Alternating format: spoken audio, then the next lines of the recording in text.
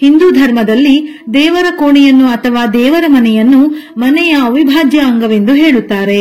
ಮನೆಯಲ್ಲಿ ಯಾವುದೇ ಕೋಣೆಯನ್ನು ವಾಸ್ತು ಪ್ರಕಾರ ಹಾಗೂ ಶಾಸ್ತ್ರದ ಪ್ರಕಾರ ನಿರ್ಮಿಸದೇ ಇದ್ದರೂ ಕೂಡ ದೇವರ ಮನೆಯನ್ನು ಶಾಸ್ತ್ರದಲ್ಲಿನ ನಿಯಮಗಳ ಪ್ರಕಾರವೇ ನಿರ್ಮಿಸುವ ಪದ್ಧತಿ ಇದೆ. ಈ ರೀತಿ ನಿರ್ಮಿಸುವುದರಿಂದ ಆ ಮನೆಯಲ್ಲಿ ಸಂತೋಷ ಮತ್ತು ಸಮೃದ್ಧಿ ಉತ್ತುಂಗದಲ್ಲಿರುತ್ತದೆ ಎನ್ನುವ ನಂಬಿಕೆ ಇದೆ. ಹಾಗೆಯೇ ಆ ಮನೆಗೆ ಸಾಕ್ಷಾತ್ ದೇವಾನುದೇವತೆಗಳ ಅನುಗ್ರಹವಿರುತ್ತದೆ. ದೇವರ ಮನೆಗೆ ಅದರದ್ದೇ ಆದ ಆಚಾರ, ವಿಚಾರ, ಶಾಸ್ತ್ರ, ಸಂಪ್ರದಾಯಗಳಿವೆ. ಸಕಾರಾತ್ಮಕತೆಯನ್ನು ಹೆಚ್ಚಿಸುವ ದೈವಿ ಕಳೆ ಇರುವ ದೇವರ ಮನೆಯಲ್ಲಿ ಕೆಲವೊಂದು ವಸ್ತುಗಳನ್ನು ಇಡಬಾರದು. ಈ ವಸ್ತುಗಳನ್ನು ಇಡುವುದರಿಂದ ದೇವರ ಮನೆಯಲ್ಲಿರುವ ದೈವಿ ಕಳೆ ಕಡಿಮೆಯಾಗಿ ನಕಾರಾತ್ಮಕ ಶಕ್ತಿ ಜಾಸ್ತಿಯಾಗುತ್ತದೆ. ಇದರಿಂದ ಪ್ರತಿಯೊಂದು ಕೆಲಸದಲ್ಲೂ ಅಡೆತಡೆಗಳು ಪ್ರಾರಂಭವಾಗುತ್ತದೆ.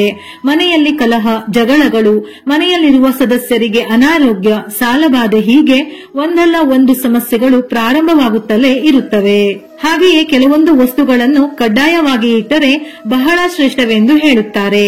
ಈ ವಸ್ತುಗಳನ್ನು ಇಡುವುದರಿಂದ ಮನೆಯಲ್ಲಿ ದೈವಿ ಕಳೆ ಹೆಚ್ಚಾಗುತ್ತದೆ. ಯಾವ ಮನೆಯಲ್ಲಿ ದೈವಿ ಕಳೆ ಇರುತ್ತದೆಯೋ ಅಂತಹ ಮನೆಯಲ್ಲಿ ಸುಖ, ಸಂತೋಷ, ಸಮೃದ್ಧಿ, ಸಂಪತ್ತುಗಳು ವೃದ್ಧಿಯಾಗಿ ಮನೆಯ ಸದಸ್ಯರು ಹಾಗೂ ಕುಟುಂಬದ ಏಳಿಗೆ ಆಗುತ್ತದೆ. ಮಾಡುವ ಪ್ರತಿಯೊಂದು ಕೆಲಸದಲ್ಲಿ ಏಳಿಗೆ. ಹಣಕಾಸಿನ ಸಮಸ್ಯೆಗಳಿದ್ದರೂ ಕೂಡ ದುಡಿಮೆಯಲ್ಲಿ ಹೊಸ ಹೊಸ ಯೋಜನೆಗಳ ರೂಪದಲ್ಲಿ ಹಣವನ್ನು ಸಂಪಾದಿಸುವ ದಾರಿಗಳು ತನ್ನಿಂದ ತಾನೇ ಬರುತ್ತದೆ. ಸಾಲಬಾಧೆಗಳಿದ್ದರೆ ನಿವಾರಣೆ ಆಗುತ್ತದೆ.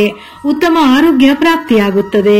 ಮನೆಯಲ್ಲಿ ಧಾನ್ಯಗಳ ಕೊರತೆ ಆಗುವುದಿಲ್ಲ. ಹೀಗೆ ಹಲವಾರು ಸಮಸ್ಯೆಗಳು ನಿವಾರಣೆಯಾಗಿ ಪ್ರತಿಯೊಂದು ಕೆಲಸದಲ್ಲೂ ಯಶಸ್ಸು ಪ್ರಾಪ್ತಿಯಾಗುತ್ತದೆ. ಹಾಗಾಗಿ ದೇವರ ಮನೆ ಇದ್ದರೆ ಆ ದೇವರ ಮನೆಯಲ್ಲಿ ಯಾವ ವಸ್ತುಗಳನ್ನು ಇಟ್ಟರೆ ಶುಭವೆಂದು ನೋಡೋಣ. ದೇವರ ಮನೆಯಲ್ಲಿ ನಾವು ಕಡ್ಡಾಯವಾಗಿ ಇಡಬೇಕಾದ ವಸ್ತುಗಳಲ್ಲಿ ಮೊದಲನೆಯ ವಸ್ತುವೆಂದರೆ ನವಿಲುಗರಿ. ಇದರಿಂದ ಆ ಮನೆಯಲ್ಲಿ ಸಕಾರಾತ್ಮಕತೆ ಹೆಚ್ಚಾಗುತ್ತದೆ. ನವಿಲುಗರಿ ಮನೆಯಲ್ಲಿದ್ದರೆ ಸಾಕ್ಷಾತ್ ಶ್ರೀ ಕೃಷ್ಣ ಪರಮಾತ್ಮನೇ ನಿಮ್ಮ ಮನೆಯಲ್ಲಿದ್ದಂತೆ.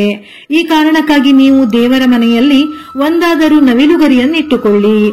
ದೇವರ ಮನೆಯಲ್ಲಿ ಶಂಖವನ್ನು ಇಟ್ಟುಕೊಳ್ಳಬೇಕು. ಪ್ರತಿನಿತ್ಯ ಪೂಜೆಯ ಸಮಯದಲ್ಲಿ ಶಂಖವನ್ನು ಊದುವುದರಿಂದ ಆ ಮನೆಯಲ್ಲಿ ಧನಾತ್ಮಕ ಶಕ್ತಿಗಳು ಹೆಚ್ಚಾಗಿ ಮನೆಯಲ್ಲಿರುವ ನಕಾರಾತ್ಮಕ ಶಕ್ತಿಗಳ ಪ್ರಭಾವ ಕಡಿಮೆಯಾಗುತ್ತದೆ. ಶಂಖವು ಸಮುದ್ರ ಮಂಥನ ಸಮಯದಲ್ಲಿ ಲಕ್ಷ್ಮೀದೇವಿಯು ಪ್ರಕಟಗೊಳ್ಳುವಾಗ ದೊರೆತ ಒಂದು ರತ್ನವಾದ್ದರಿಂದ ಇದನ್ನು ಲಕ್ಷ್ಮೀದೇವಿಯ ಸಹೋದರನೆಂದು ಹೇಳಲಾಗುತ್ತದೆ. ಇದನ್ನು ಮನೆಯಲ್ಲಿ ಇಡುವುದರಿಂದ ಖಂಡಿತ ಲಕ್ಷ್ಮೀದೇವಿಯು ನಿಮ್ಮನ್ನು ಹರಸುತ್ತಾಳೆ. ಗಂಗಾ ಜಲಕ್ಕೆ ಹಿಂದೂ ಧರ್ಮದಲ್ಲಿ ವಿಶೇಷ ಸ್ಥಾನವಿದೆ. ಈ ಪವಿತ್ರ ಜಲವನ್ನು ದೇವತೆ ಎಂದು ಪೂಜಿಸಲಾಗುತ್ತದೆ. ಗಂಗಾ ಜಲವನ್ನು ಮೋಕ್ಷದಾಯಿನಿ, ಪಾಪ ವಿಮೋಚಿನಿ ಎಂದು ಕರೆಯಲಾಗುತ್ತದೆ. ಇಂತಹ ಪವಿತ್ರ ಗಂಗಾ ಜಲವನ್ನು ನೀವು ದೇವರ ಮನೆಯಲ್ಲಿ ಇಟ್ಟುಕೊಳ್ಳಬೇಕು. ಪ್ರತಿದಿನ ಮುಂಜಾನೆ ಶುದ್ಧರಾಗಿ ಪೂಜೆಗೂ ಮುನ್ನ ಈ ಪವಿತ್ರ ಜಲವನ್ನು ದೇವರ ಕೋಣೆಯಲ್ಲಿ ಚಿಮುಕಿಸಿ ಶುದ್ಧ ಮಾಡಿದ ನಂತರ ಪೂಜೆ ಮಾಡುವುದು ಬಹಳ ಶ್ರೇಷ್ಠ.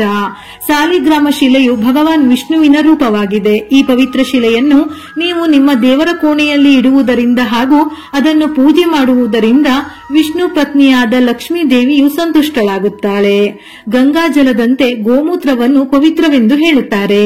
ಗೋಮಾತೆಯನ್ನು ಪೂಜಿಸುವುದರಿಂದ ನಾವು ಹೇಗೆ ದೇವರ ಆಶೀರ್ವಾದವನ್ನು ಪಡೆದುಕೊಳ್ಳುತ್ತೇವೆಯೋ ಹಾಗೆಯೇ ದೇವರ ಮನೆಯಲ್ಲಿ ಗೋಮೂತ್ರವನ್ನು ಇಟ್ಟುಕೊಳ್ಳುವುದರಿಂದ ಲಕ್ಷ್ಮೀ ದೇವಿಯ ಆಶೀರ್ವಾದವನ್ನು ಪಡೆದುಕೊಳ್ಳುತ್ತೇವೆ. ಮನೆಯಲ್ಲಿರುವ ದಾರಿದ್ರ್ಯ, ನಕಾರಾತ್ಮಕತೆಯು ದೂರಾಗುತ್ತದೆ. ಪೂಜೆಯಲ್ಲಿ ನಾವು ಉಪಯೋಗಿಸುವ ಪಾತ್ರೆಗಳನ್ನು ಯಾವಾಗಲೂ ದೇವರ ಕೋಣೆಯಲ್ಲೇ ಇಟ್ಟುಕೊಂಡಿರಬೇಕು. ಅಂದರೆ ಆರತಿ ತಟ್ಟೆ, ಉದ್ಧರಣೆ, ಕಲಶ, ಅರಿಶಿನ ಕುಂಕುಮ ಬಟ್ಟಲು, ದೇವರ ದೀಪ, ಗಂಟೆ ಇತ್ಯಾದಿಗಳನ್ನು ದೇವರ ಕೋಣೆಯಲ್ಲೇ ಇಟ್ಟುಕೊಳ್ಳಿ. ಇದರಿಂದ ದೇವರ ಪಾತ್ರೆಗಳು ಯಾವಾಗಲೂ ಶುದ್ಧವಾಗಿರುತ್ತದೆ. ಇನ್ನು ಸಂಪತ್ತಿನ ಅಧಿದೇವತೆಯಾದ ಲಕ್ಷ್ಮೀದೇವಿಯ ಸಂಕೇತವಾದ ಹಳದಿ ಕವಡೆಗಳನ್ನು ದೇವರ ಮನೆಯಲ್ಲಿಟ್ಟರೆ ಶ್ರೇಷ್ಠ. ಪ್ರತಿದಿನ ತಾಮ್ರದ ಕಲಶದಲ್ಲಿ ನೀರನ್ನು ಹಾಕಿ ಆ ನೀರಿಗೆ ಮಾವಿನ ಎಲೆ ಅಥವಾ ಗಂಗಾ ಜಲ, ತುಳಸಿ ದಳವನ್ನು ಸೇರಿಸಿ ದೇವರ ಮನೆಯಲ್ಲಿ ಇಡಬೇಕು. ನಿಯಮಿತವಾಗಿ ಗಂಟೆ ಬಾರಿಸುವ ಸ್ಥಳಗಳ ಪರಿಸರವು ಶುದ್ಧ ಮತ್ತು ಧನಾತ್ಮಕವಾಗಿರುತ್ತದೆ. ಇದು ನಕಾರಾತ್ಮಕ ಶಕ್ತಿಗಳನ್ನು ತೊಡೆದುಹಾಕುತ್ತದೆ. ಬದಲಾಗಿ ಸಕಾರಾತ್ಮಕತೆ ಹೆಚ್ಚಾಗಿ ಸಮೃದ್ಧಿಯ ಬಾಗಿಲುಗಳನ್ನು ತೆರೆಯುತ್ತದೆ. ಹಾಗಾಗಿ ಗರುಡ ಗಂಟೆಯನ್ನು ದೇವರ ಮನೆಯಲ್ಲಿ ಇಡಬೇಕು. ದೇವರ ಮನೆಯಲ್ಲಿ ಯಾವಾಗಲೂ ಘನ ದೇವರ ವಿಗ್ರಹಗಳನ್ನು ಮಾತ್ರ ಇಡಬೇಕು. ಟೊಳ್ಳಾದ ದೇವರ ವಿಗ್ರಹಗಳನ್ನು ಅಥವಾ ಮುರಿದ ದೇವರ ವಿಗ್ರಹಗಳನ್ನು ಎಂದಿಗೂ ದೇವರ ಮನೆಯಲ್ಲಿ ಇಡಬೇಡಿ.